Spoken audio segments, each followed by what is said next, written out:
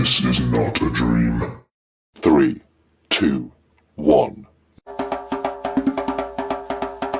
Hello guys, welcome back. In today's video we're going to be looking at how white supremacy is everywhere, even in the news reporting system.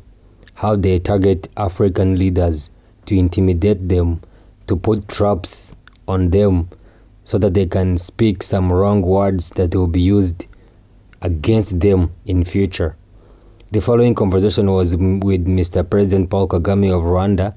I want you to look very closely and see how the lady was targeting him so that he can make some mistakes. And he was with the minister of some other things in Europe. But I want you to look at the lady, the way she was asking questions to Mr. President Paul Kagame of Rwanda compared to how she was asking questions to the other person in the meeting. Because the meeting is supposed to be about economic development, but the questions to her, from her to President Paul Kagame of Rwanda, are only concerning human rights, yet the meeting was supposed to be on economic development of various countries. Look. Programs in case of really serious human rights abuses, but in many cases we see that we can really run the both track of improving development and improving human rights seen in partner countries. When it comes to Rwanda, I would say that I always say, not only because I'm sitting here with the president of Rwanda, but I always give Rwanda as an example what could be done in development efforts within one generation. Economically? Generally, economically, politically, in terms of stability, of national reconciliation, because it's been only 25 years that the genocide against the Tutsi happened in Rwanda. These were the darkest hours of history, actually. We were just together in April on commemorating 25th anniversary of genocide against the Tutsi. So departing from that point of history, such a tragical one, and coming to the present level of development of overall situation in Rwanda is example. It's exemplary. Now this man has talked in peace. He was very calm and he was complimenting President Paul Kagame of Rwanda. And you all heard in the middle when he was saying like Rwanda is doing good in everything, but the woman kept on insisting, like she said, economically, which really wanted to mean not in terms of human rights, only economically. And the man went on and said, generally, everywhere, Rwanda is doing well. And I want you now to see the next video where Mr. President Paul Kagame starts to speak on the fact that they are the ones who comes to African countries, they violate human rights. They're the ones that are behind the genocide, but they never talk about it. Something to that, because I think this kind of discussion, which has gone on for a very long time around, sounds a bit cynical in a sense.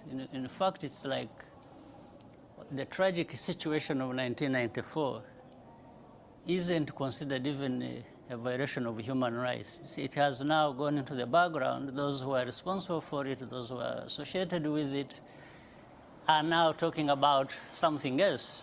According to them, the situation in Rwanda is that of human rights violation even more than that tragic situation. I think that's what we are talking about. So well, just for example, there was just a moment. Let me Amnesty say International something. wrote a report in the lead up to the 2017 election that talks about opposition politicians, journalists, human rights defenders being jailed, physically attacked, even killed. I think you're interested in forced just into exile or silence. So I'm just many, interested in I think you are your interested in idea of that assessment of your raising country. your views to the audience so that you influence them by what Well, you're the European asking. Union Why don't sees you itself very listen much to the as an answers? exporter of human rights and a defender of human rights. Why can't you let me answer them? I'm very interested in Otherwise, your answer. you are going to ask and then answer yourself I'm very at the interested same in time. your answer. I'm giving you some context on But why I'm asking. Now, that's how white supremacy works. Please tell me, what do you make When of they this say assessment? that you are bold enough to stand out and speak the truth, they have very many various ways they use to intimidate you. They either silence you, they don't give you right to talk, but he's a president, he will talk, and it's a meeting and it's public, and she doesn't want him to speak the facts, to speak the truth. She wants to deviate the conversation to other things. He was ready and starting to speak out how things are, the things people are confused about, but she didn't let him. And she did not do this to that other man in the meeting. She only did it to him, which clearly shows with Africans, they mean nothing to them. They just have to do what they have to do and accomplish their mission, and it's done. They don't care what you African man says. And this does not only apply to in politics, it applies everywhere in our daily lives. If we are abroad, if we live with white people, if we do something that involves white people, it's like this. They don't want your voice as an African person. They don't want you to speak. They don't want you to be a man or even mean something. But even after trying to silence him, President Paul Kagame did not become angry or do something funny. He remained calm and still managed to deliver the message. And he really did outstandingly. He showed her that whatever she was trying to do, he knew about it, and he didn't even have to respond about it. He just delivered his message. I think it's just ridiculous because there is nothing like human rights minus these things we are talking about. What we are talking about in terms of development.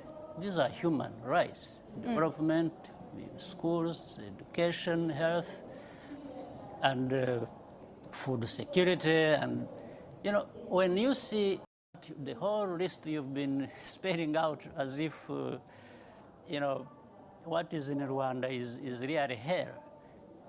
In fact, forgetting the hell that we have gone through, that we stood against and sorted out when you were there just talking about more or less nonsense. Because do you reject the accusations, for example, from it's Amnesty rubbish, International? absolute rubbish. You reject Rwanda that? is completely different from what it was 25 years ago. In fact, maybe you need to be looking around in Europe. You are violating people's rights.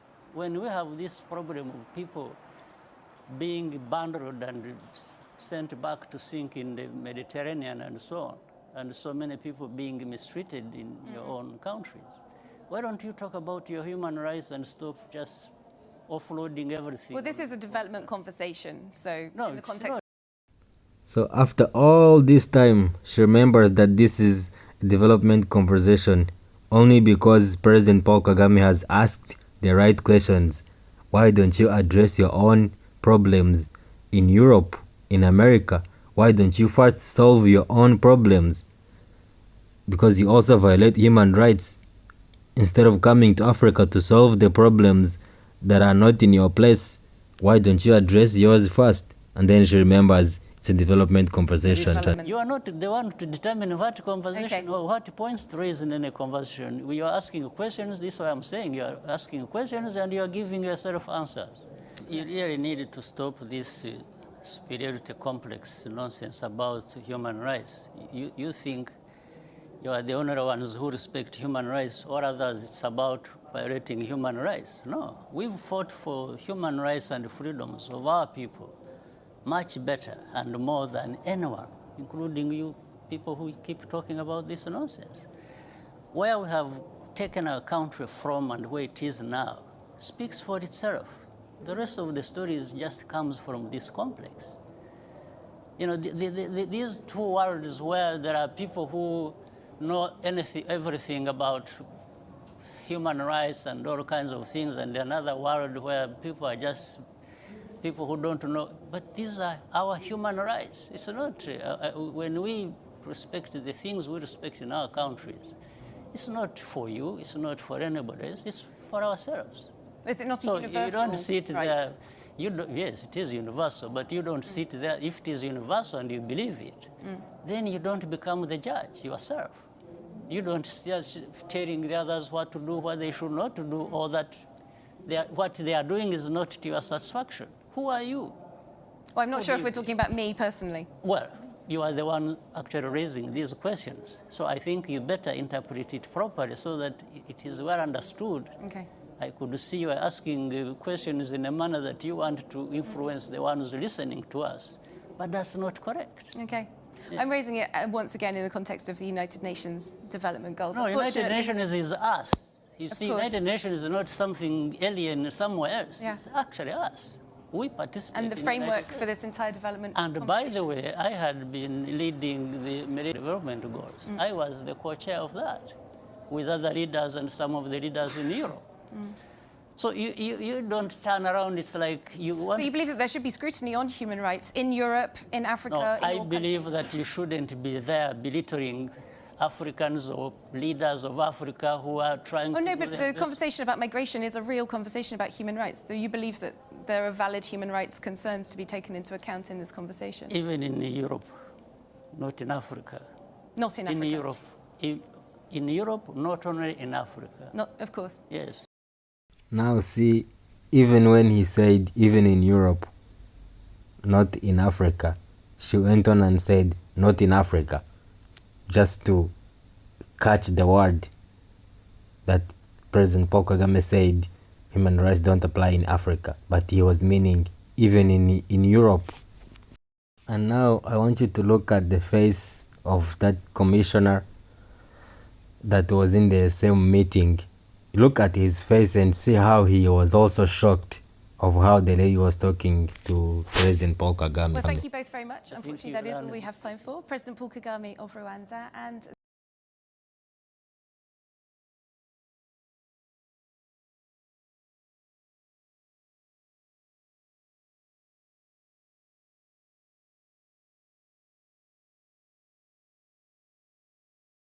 So guys, the lesson to learn from here is how Africans are not respected. If our presidents cannot be respected, how can our people be respected? And it is our duty wherever we are to demand our respect. It was tough because there was a tough president who does not stand any rubbish, who is not afraid or scared to speak out and say the truth. But this is done to many presidents, and it has been in place for a long time. Many people have experienced this, and so as people also have to learn how to respect and support our own politicians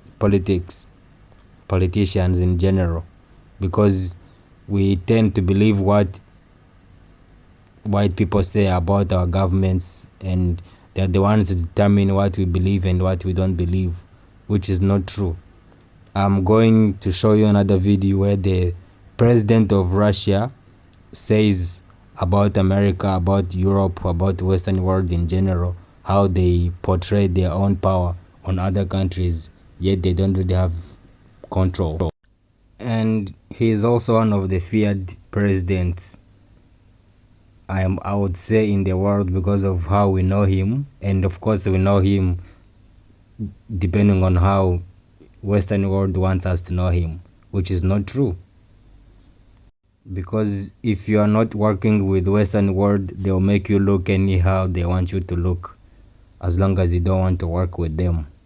And I want you to mark the last word he said, United States termination. When they no longer need you, they terminate you, which what mostly happens to African leaders. And before they terminate you, they first use their social media to first tarnish their names, make them look bad, turn them against their own people, and then kill them, remove them, terminate them, just like he said. That's how it works. So we Africans have to wake up on that. Проблема. Я вам это скажу как бывший гражданин бывшего Советского Союза. В чем проблема империй? Им кажется, что они такие могущественные, что они могут позволить себе небольшие погрешности и ошибки. Ничего, этих купим, этих напугаем, с этими договоримся, этим дадим бусы, этим погрозим военными кораблями. И мы решим проблему. Но количество проблем нарастает. И наступает момент, когда с ними уже не справятся. И Соединенные Штаты уверенной поступью, уверенной походкой, твердым шагом идут прямо по пути Советского Союза. Вы знаете, в чем? First beat is right on time, right on top, like they say that, they say that, like they say that.